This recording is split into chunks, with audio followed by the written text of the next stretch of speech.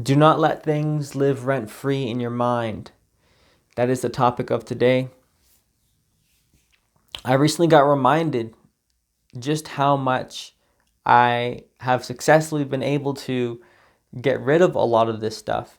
And I just realized just how much people can get lost in this one thing here. We're talking about people that spend way too much time on social media and they get themselves siloed into some random comment section debate or argument or whatever, and it's just a power struggle, just a random arbitrary power struggle. And what I realized too is that our minds will just look for things to latch onto based on the mood that we're in. So if you're already in a negative kind of mindset, then you're gonna be kind of hooked on negative conversations, arguments, debates like a drug, and you're gonna be invested in it. And sometimes you'll get so invested in just online squabbles that you won't be able to take a step back and be like, wait a second, this is something that won't even matter, especially let's say in like 30 days from now. That's actually one really good way to get perspective is, will this matter in 30 days from now? No? Okay, then forget about it. Or another thing is, we'll get so far into our squabble and then we just got to take a step back and be like, wait a second, this didn't need to exist if I just didn't engage at all. If I just didn't engage, this wouldn't happen, And a lot of times it goes along the analogy of, if you wrestle with pigs, you're gonna get muddy. A lot of times online, it's better not to just engage. And then what ends up happening, you end up protecting your positivity, your state of mind, and you don't let random debates or arguments on the internet live rent-free in your mind.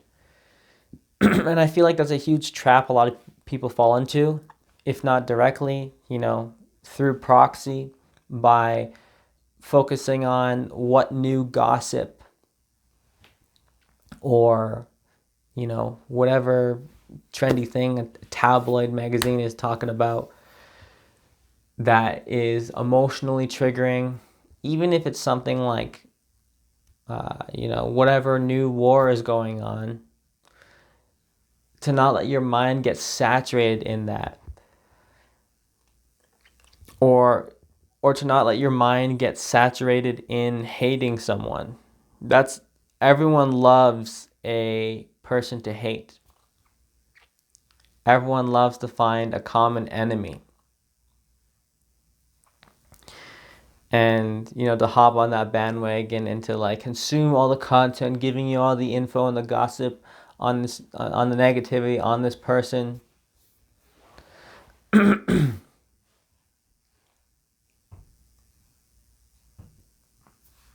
so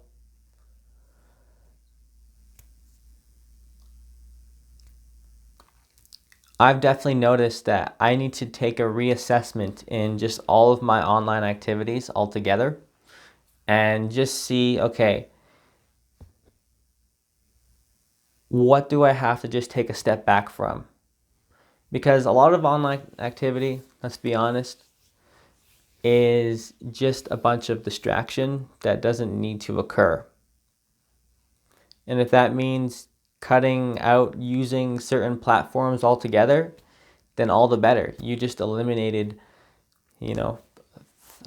hundreds, or if not over years, thousands of hours of wasted time, and most importantly, wasted resources, mental resources on things that don't even matter.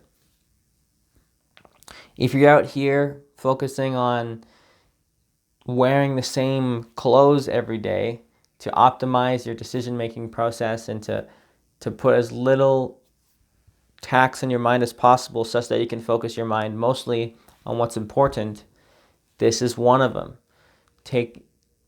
Optimizing yourself and taking initiative to see just how much internet use you have, and to minimize it to such a point where you're not looking for like, oh, did someone comment? Did someone like my post? I already noticed where it's very hard for me to just set it and forget it when it comes to something, posting something that I worked on, or even if it's like a post that I spent more than like 10 words on. I will find myself checking back on it, seeing if X person replied and all that kind of stuff. And I realized like that those are moments where it's living rent free in my mind. And I realized that I got to eliminate all of that stuff because that's not what's important.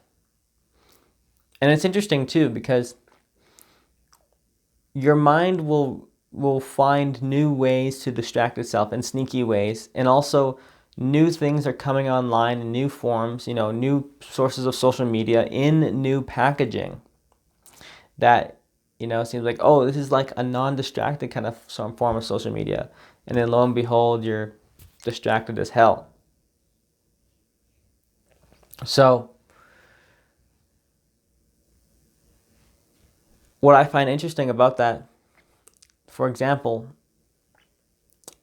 is you'll take down Instagram, you'll take down Snapchat, you'll take down Facebook, and the next thing you know, you're looking at a forum on Reddit or somewhere online,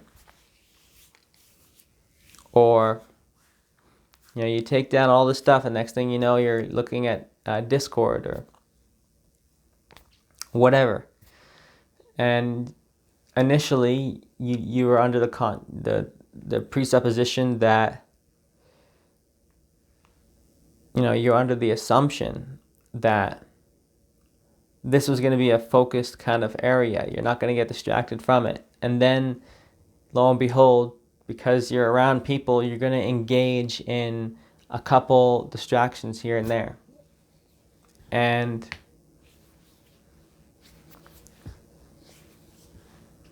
I realize that now, where I have to take a huge step back from all my online activities and really assess, like, okay, what the hell needs to go that's just taking up my time, just using it, and then also just taking up real estate in my mind. Because nothing is worse than engaging in some online activity that you weren't really interested in anyways, and then because of whatever happened or whatever the content was, it starts living rent free in your mind, and it starts to impact your ability to focus on other tasks in real life. And so yeah, that's a real trap right there. Letting whatever happened online impact you negatively. And this, I guess, what I'll close with is bringing up the philosophy of digital minimalism by Newport, where the way you approach anything, the way you approach the attitude towards the use of your digital devices is as follows. You lay out your top values that you want to honor, and then you take a look at what each social media thing, what actual value are you looking for from that? How is it honoring your values? What value is it giving you? and assess, is this the best way to get that value?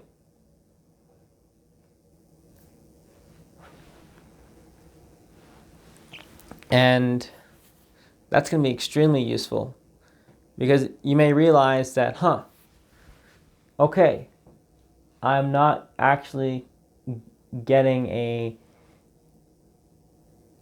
huge positive benefit from it, and I'm not even sure if I'm even getting a net positive benefit from it, and I'm sure as hell not getting an efficiently good benefit from it, from the amount of time I spend in it, the amount of time that I invest in it.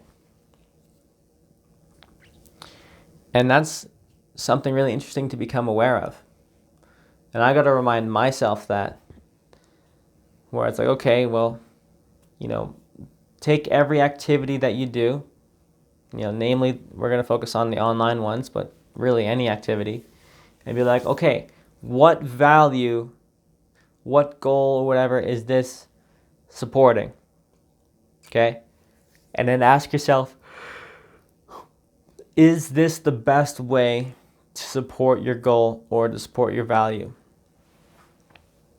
And if it's not the best way, if there is another better way, then cut it out completely. Rather than fishing for all these little tiny, tiny bits and pieces of feeling good or tiny micro pieces of value that you may get from engaging in all of this online squabble, realize that if you just sat down for an hour, on a focused source, that you would get way more than 20 hours of mindless scrolling on, in the kind of communities that you're interested in, but, not really focused kind of study. And even if it's like, okay, well, I just do it for leisure, it's like, is this really the most leisureful thing you can do? Leisurely thing? And is this really going to fill you up? Is this really going to rejuvenate you? And more often than not, the answer is going to be no.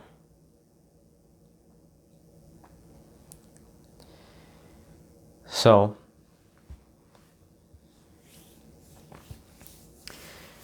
notice that, and I hopefully you can, using these ideas, you can get rid of some behaviors and some habits and of yours that you've noticed that it's not really giving you a net benefit, and to cut at the knees all the behaviors that aren't really serving you anyways, and with that, give you a newfound clarity around what actually fills you up, what actually fills your tank, what is actually pushing you towards your goals, and what is actually,